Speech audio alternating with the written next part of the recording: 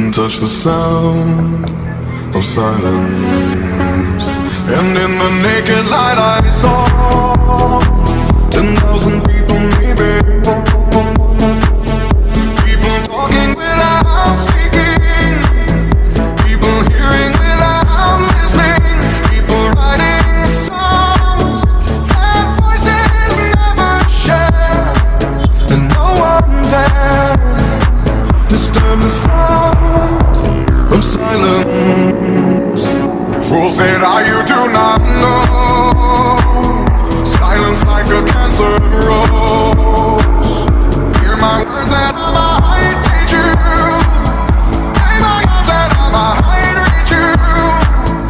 But my words, like silent raindrops fell and echoed in the wells of silence.